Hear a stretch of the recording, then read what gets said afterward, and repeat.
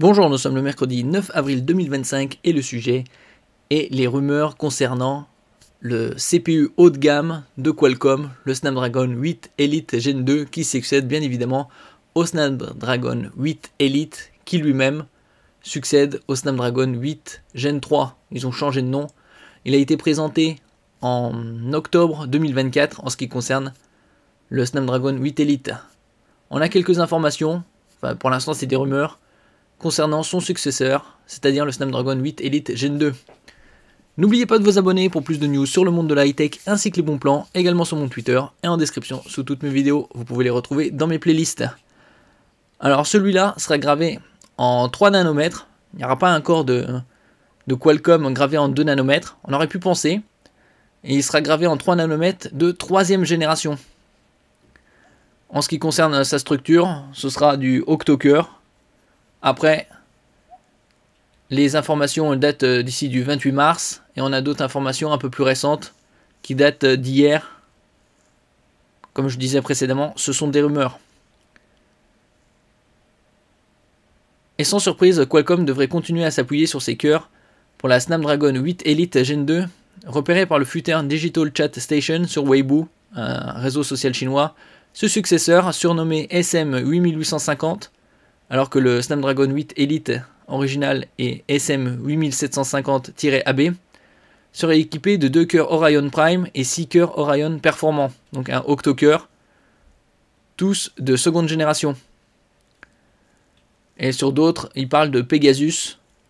En ce qui concerne la fréquence des cœurs les plus performants sur le Snapdragon 8 Elite, ils sont à 4,32 GHz, alors que sur le Snapdragon 8 Gen 3, qu'il précédait, c'était sur les plus performants, c'était aux alentours de 3,2 GHz. Donc il y a eu un bond significatif. Bien sûr, les 4,32 GHz, c'est pas sur tous les cœurs. Et donc sur le nouveau, le Snapdragon 8 Elite Gen 2, il pourrait y avoir des cœurs jusqu'à 5 GHz. Ça reste à prouver. Donc côté iGPU, ce sera un Adreno 840, alors qu'actuellement, sur le Snapdragon 8 Elite, c'est un Adreno 750. Le CPU et le GPU seraient gravés en 3 nanomètres chez TSMC, qui produit 50 à 60% des semi-conducteurs mondiaux. Selon le node N3P, une amélioration du N3E, plus efficace et plus dense. Donc 3ème génération, en ce qui concerne la gravure, 3 nanomètres.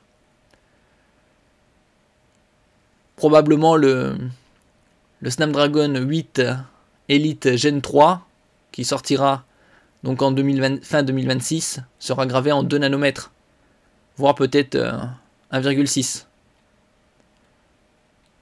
Ça, il faudra patienter. Si on a d'autres informations concernant le support de la RAM, ici on passerait à la LPDDR6, LP pour low power, donc basse consommation, et nouvelle génération, après la LPDDR5, la LPDDR6. Qualcomm s'appuierait sur les capacités de TSMC pour concevoir une puce nettement plus performante. Selon Digital Chat Station, les premiers tests indiquent une hausse de performance d'environ 30%. De génération à génération, on a à peu près ce genre d'augmentation de performance. Une gravure plus fine, une consommation réduite, une fréquence plus élevée, et donc ça nous montre des gains de performance aux alentours de 25-30%, voire plus. D'autres fuites basées sur les scores AnTuTu parlent même d'une amélioration globale de 40,7% par rapport au Snapdragon 8 Elite actuel. De nouveaux cœurs Pegasus à 5 GHz. 5 GHz dans un CPU pour un smartphone haut de gamme, très haut de gamme. Une grande partie de ce bond technologique viendrait des nouveaux cœurs Pegasus, dont une version améliorée aurait atteint 5 GHz lors des essais. Combinés au processus de fabrication avancé, ces cœurs promettent une fluidité inédite dans l'usage quotidien. Il faudra voir aussi la consommation. Et donc elle serait également compatible avec la génération précédente LPDDR5X.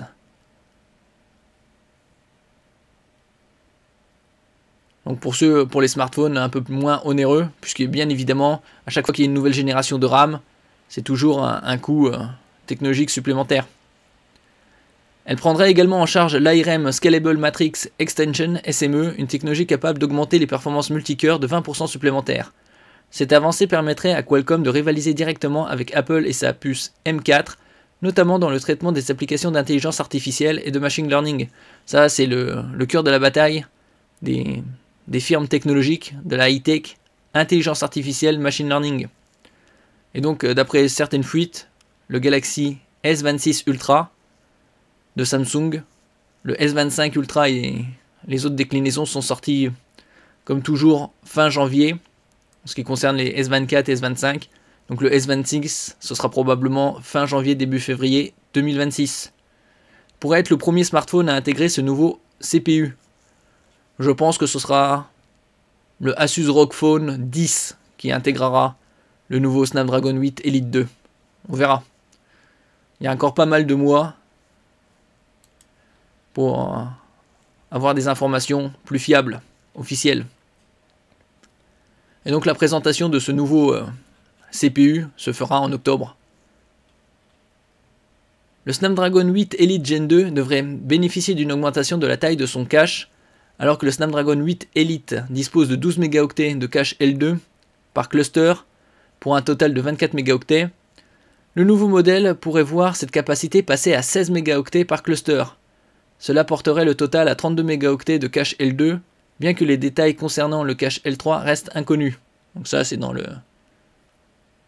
message par Digital Chat Station.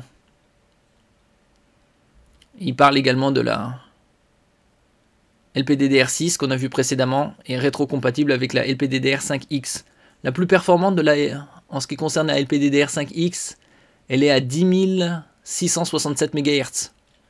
Et celle la plus répandue, c'est la LPDDR5X à 8448 environ.